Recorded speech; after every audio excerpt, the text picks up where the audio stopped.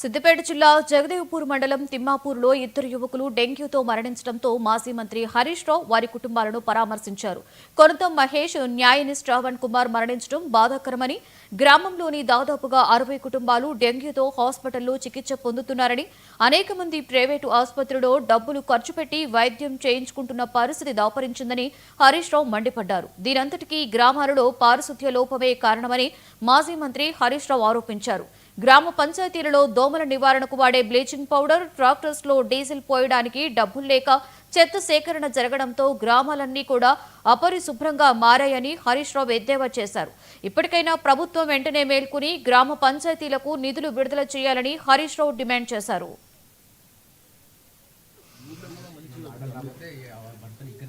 కేసీఆర్ ఉన్నప్పుడు 26,000 మెట్రిక్ టన్నుల యూరియా గజ్వేల్కి వచ్చింది, తిప్పలు కాలే. ఆటోవానికి ఫోన్ చేసిన 4 సంచులు వేసుకురా అంటే వేసుకొచ్చిండు. ఇవాళ ఊరూరికి కేసీఆర్ ఉన్నప్పుడు లారీలే ఊళ్ళోకి వస్తుండే, ఊళ్ళోనే కొనుక్కున్నాం.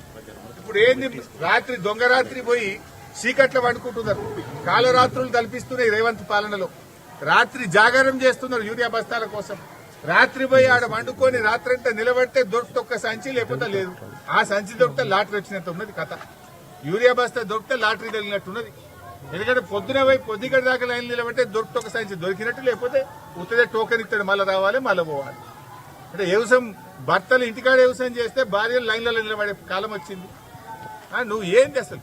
ఇవాళ ఈ గ్రామాల్లో తిమ్మాపూరే కాదు, ఇవాళ తిమ్మాపూర్లో 2 పిల్లలు, చేతికొచ్చిన కొడుకు 15 ఏళ్ల పిల్లవాడు చనిపోతే ఆ తల్లి కడుపు కోతకు బాధ్యత ఎవరిది? ఇది రేవంత్ ప్రభుత్వం యొక్క నేరపూరిత నిర్లక్ష్యం. నీ ప్రభుత్వ వైఫల్యం వల్ల ఇవాళ తమ్ముడు చనిపోయినటువంటి పరిస్థితి. ఇవాళ మీరు మహేష్ చనిపోతే మహేష్ కి 2 చిన్న పిల్లలు, ఆ పిల్లల భవిష్యత్తు ఏం కావాలి? ఆ పిల్లల బతికేం కావాలి? నీ పట్టింపు లేక, నీ చేతగానితనం వల్ల, పల్లెల్లో పారిశుధ్యం పడికేయడం వల్ల ఇవాళ మహేష్ చనిపోయిండు. అదే విధంగా శ్రావణ్ చనిపోయిండు. శ్రావణ్, మహేష్ ల మరణం ఇది ప్రభుత్వ హత్య. ఈ రేవంత్ రెడ్డి ప్రభుత్వం చేతగానితనం వల్ల ఈ పిల్లలు ఇవాళ ప్రాణాలు పోయినాయి. దవాఖానలో పోతే మందులు లేవా, సూదులు లేవా, గ్రామాల్లో పారిశుధ్యం లేదా? ఇప్పటికైనా పట్టించుకో. ఇంకా ఎన్ని ప్రాణాలు పోవాలి? నీ రాజగోపాల్ రెడ్డి చెప్పిండు, రేవంత్ రెడ్డికి తిట్లు తప్ప పాలన రాదు అన్నాడు. ఏ పొదుగా లేస్తే తిట్టుడు తప్ప పని శాతం అయితే లేదు రేవంత్ రెడ్డికి. నేను చెప్పలే, కాంగ్రెస్ పార్టీ ఎమ్మెల్యేనే చెప్తుండు. తిట్టుడు బంద్ పెట్టు, ఇప్పటికన్నా ఏమైనా పని చేయి, లేకపోతే జనం తిరగబట్టారు బిడ్డ, జాగ్రత్త అని చెప్పి హెచ్చరిస్తా ఉన్నారు. పారిశుధ్యం లేక గ్రామాలన్నీ కూడా పడకెక్కినటువంటి పరిస్థితి ఉంది. ఈరోజు జగదేవ్పూర్ మండలం తిమ్మాపూర్ గ్రామంలో కొంతం మహేష్ అనే 34 సంవత్సరాల యువకుడు మరణించడం జరిగింది. అదే గ్రామంలో నాయని శ్రావణ్ కుమార్ అని ఇంటర్మీడియట్ ఫస్ట్ ఇయర్ చదువుతున్న విద్యార్థి, 16 సంవత్సరాల యువకుడు ఇవాళ డెంగ్యూతో ఈ గ్రామంలో మరణించడం జరిగింది.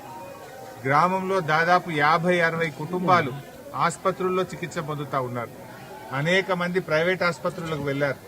ఇవాళ మొత్తం కూడా అప్పులు తెచ్చి ప్రైవేట్ లో వైద్యం పొంది చాలా కుటుంబాలు కూడా ఆగమాగమవుతున్నటువంటి పరిస్థితి ఉన్నది. అంటే రాష్ట్ర ప్రభుత్వం యొక్క నిర్లక్ష్యం ఎంత దుర్మార్గం అంటే, కేసీఆర్ గారి ప్రభుత్వంలో పల్లె ప్రగతి పేరిట ఊరూరికి ట్రాక్టర్ కొనిచ్చిండ్రు. ప్రతి నెల గ్రామ పంచాయతీకి డబ్బులు పంపించి గ్రామాల్లో ప్రతిరోజు చెత్త సేకరణ జరిగేది. కానీ ఈరోజు పరిస్థితి ఏంటంటే, పంచాయతీ సెక్రటరీలు సమ్మె నోటీస్ ఇచ్చారు రాష్ట్ర ప్రభుత్వానికి. ఎందుకు? మాకు డబ్బులు రావడం లేదు. రాష్ట్రంలో ప్రతి పంచాయత్ సెక్రటరీ కూడా 2 లక్షలు 3 లక్షలు అప్పుల పాలైపోయాడు. మేము ఇక డబ్బులు పెట్టలేము, డీజిల్ పోయలేము, గ్రామ పంచాయతీలు నడపలేము అని చెప్పి ఇవాళ పంచాయత్ సెక్రటరీలు సమ్మె నోటీస్ ఇచ్చారు ప్రభుత్వానికి. అంటే ఈ ప్రభుత్వానికి అసలు ప్రజల ఆరోగ్యం ఏంది, ప్రజలు ఏంటిది అనే పట్టింపు ఉన్నదా మీకు? ఇంతనన్నా సోయి లేకుండా తయారైపోయింది. గ్రామ పంచాయతీ వర్కర్లకు జీతాలు రావడం లేదు. గ్రామ పంచాయతీలో స్ప్రే చేద్దామంటే డబ్బులు లేవు, బ్లీచింగ్ పౌడర్ చల్దామంటే డబ్బులు లేవు, ట్రాక్టర్లో డీజిల్ పోయడానికి డబ్బులు లేవు. సంగారెడ్డి